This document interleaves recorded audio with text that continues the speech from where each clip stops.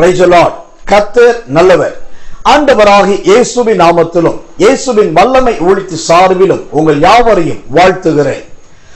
ஆண்டவராகிய இயேசுவின் அழகும் ஆவிக்குரிய அர்த்தங்களும் என்ற நீண்ட நெடிய தொடர் செய்தியிலே இயேசு பயன்படுத்தினவைகள் எவை எவை என்று நாம் பார்த்து வருகிறோம். ஒவ்வொரு நாளும் ஒவ்வொன்றாய் தியானிக்க கர்த்தர் உதவி செய்து வருகிறார். கர்த்தர் நல்லவர். அதன்படி இயேசு பயன்படுத்தினவைகளில் இன்றைக்கு முக்கியமான மாறுபட்ட வித்தியாசமான ஒன்றை நாம் பார்க்க போகிறோம். யோவான் சுவிசேஷத்தின் புஸ்தகம் 4ஆம் அதிகாரம் 6வது வசனத்தை வாசித்தால், இயேசு பிரயாணத்தினால் இளைப்படைந்தவராய் அந்த கிணற்றின் அருகே உட்கார்ந்தார் என்று பார்க்கிறோம். ஆம், இயேசு தன் ஊழியத்திலே பயன்படுத்தினவர்களில் இந்த கிணறும் ஒரு முக்கியமான பங்கு வகிக்கிறது என்பதில் மறுக்க முடியாத ஒரு உண்மையாய் இருக்கிறது. இந்த கிணறை குறித்து, கிணறு என்றால் என்ன என்றும் இந்த கிணற்றை குறித்து 2 பகுதியா நாம் செய்தியை கேட்க போகிறோம். அதில் முதல் பகுதி இன்றைக்கு நாம் கேட்கிறோம். கர்த்தர் நல்லவர். கிணறு என்றால் என்ன, அது எதை குறிக்கிறது? லேவியராகமத்தின் புஸ்தகம் 11ஆம் அதிகாரம் 36வது வசனத்தை வாசித்தால், மிகுந்த ஜலம் உண்டாகிய கிணறும் சுத்தமாயிருக்கும் என்று வேதம் சொல்லுகிறது. ஆம், ஜலம் என்கிற தண்ணீர் இருக்கிற கிணறு சுத்தமானதாம். அப்படியானால் இந்த இயேசு உட்கார்ந்திருந்த அந்த கிணறும் சுத்தத்துக்கு ஒப்பாய் சொல்லப்பட்டிருக்கிறது. கர்த்தர் நல்லவர். யோவான் சுவிசேஷம் 4ஆம் அதிகாரத்தில் சொல்லப்பட்டிருக்கிற இந்த கிணறு யாக்கோபின் வம்சத்தில் வெட்டப்பட்ட சீகார் எண்ணப்பட்ட ஊரின் கிணறாகும். கர்த்தர் நல்லவர். அப்படிப்பட்ட ஒரு பிரத்யேகமான இந்த கிணற்றில் முக்கியமான ஒரு சம்பவம் நடந்ததை பார்க்கிறோம். யோவான் சுவிசேஷத்தின் புஸ்தகம் 4ஆம் அதிகாரம் 16, 17 மற்றும் 18 ஆகிய வசனங்களை வாசித்தால், அங்கு ஒரு ஸ்திரீ வருகிறாள். இயேசு அங்கு உட்கார்ந்து இருக்கிறார். அப்போது இந்த ஸ்திரீ வருகிறாள். அந்த ஸ்திரியை குறித்து அந்த வசனங்கள் சொல்லுகிறது, அவள் ஒரு பாவியான ஸ்திரீ என்று சொல்லி, அவள் பலதரப்பட்ட விதமான குடும்ப வாழ்க்கை வாழ்ந்த ஒரு பாவியான ஸ்திரீ. நன்றாய் கவனிக்க வேண்டும். அந்த கிணற்றண்டையில் இயேசு உட்கார்ந்த இடத்தில் அவள் வரும்போது பாவியாய் இருந்தாள். அது உண்மைதான். ஆனால் அதன் பின்பு நடந்தது என்ன? யோவான் சுவிசேஷம் 4ஆம் அதிகாரம் 29வது வசனத்தை வாசித்தால், கிறிஸ்து இயேசுவை மற்றவர்களுக்கு சொல்லும் அளவுக்கு அவள் பரிசுத்தமாகிவிட்டாள்.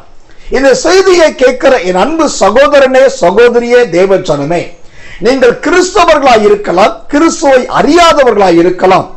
இன்றைக்கு இந்த செய்தியை கேட்பதற்கு முன்பு வரைக்கும் நீங்கள் பாவியாய் இருக்கலாம். உங்களுக்குள் பல பாவங்கள் காணப்படலாம். ஆனால் இந்த சத்திய வசனம் என்கிற இயேசுவின் வார்த்தையை நீங்கள் கேட்பதினால் உங்கள் இருதயம் என்கிற கிணற்றில் காணப்படுகிற அந்த பாவங்கள் எடுக்கப்பட்டு இயேசு இன்றைக்கு இந்த ஸ்திரியை போல உங்களையும் ஒரு பரிசுத்தமாக்க விரும்புகிறார். அவர் யாரையும் பரிசுத்தப்படுத்த வந்தால் அந்த பரிசுத்தம் இன்றைக்கு உங்களுக்கும் கிடைக்க தேவன் கிரியை செய்ய போகிறார். நீங்கள் ஜெபித்தால், இயேசுவை என்று குறிப்பிட்டால், இன்றைக்கு இப்பொழுது இந்த சுத்தம் உங்களுக்கு உண்டாகும். கர்த்தர் நல்லவர். ஒன்று, அந்த ஸ்திரீ, அந்த சமாரியா என்கிற ஸ்திரீ, அவள் முதலாவது பரிசுத்தமானாள். பரிசுத்தமான வாழ்க்கையில இரண்டாவது என்ன நடந்தது? யோவான் சுவிசேஷம் 4ஆம் அதிகாரம் 39வது வசனத்தை வாசித்தால், அவள் சாட்சி சொல்லும் அளவுக்கு வளர்ந்து விட்டாள் என்று வேதம் சொல்லுகிறது. இயேசுவை குறித்து ஊருக்குள் போய் சாட்சி சொல்லுகிறார். இது ஒரு முதிர்ச்சி பெற்ற அனுபவத்தை குறிக்கிறது. கவனியுங்கள்.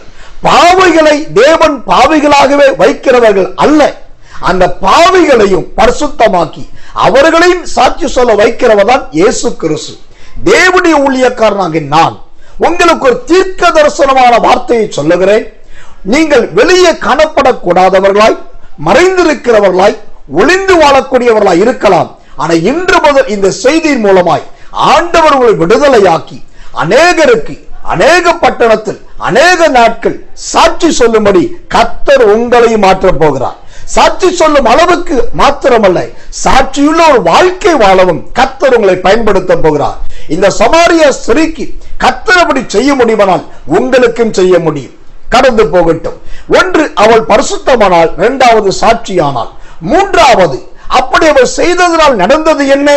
யோவான் சுவிசேஷம் 4ஆம் அதிகாரம் 42வது வசனம் சொல்லுகிறது, மெய்யான இயேசு கிறிஸ்து உலக இரட்சகர் என்று எல்லா ஜனங்களும் அறிந்து கொண்டார்கள்.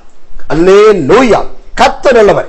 அதுவரைக்கும் இயேசு என்றுதான் எல்லாருக்கும் அவரை தெரியும்.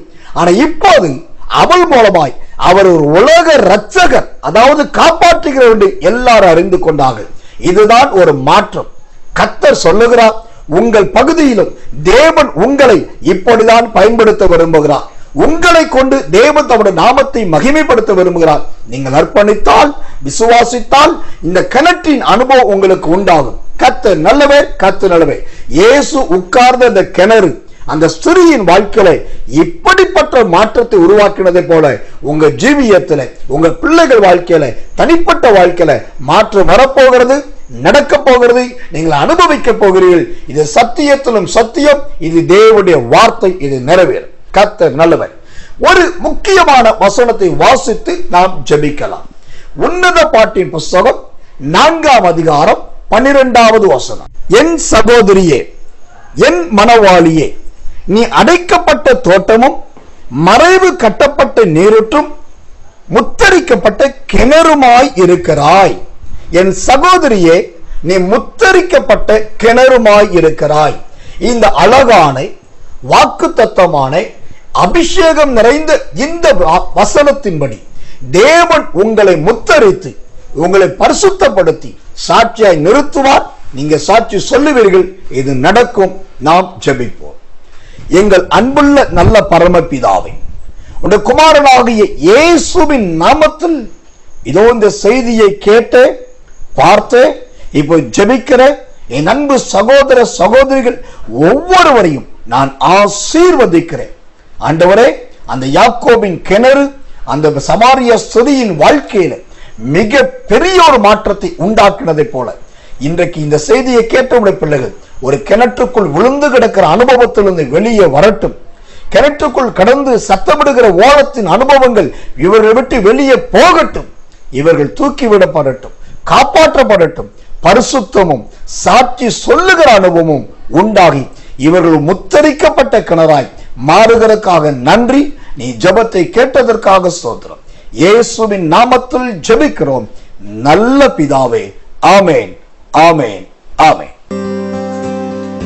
Our address: Reverend SSK Samuel, Jesus Power Ministries, Ramasamy Raja Nagar, Virudhunagar District, Pin Code 626204, Tamil Nadu, India.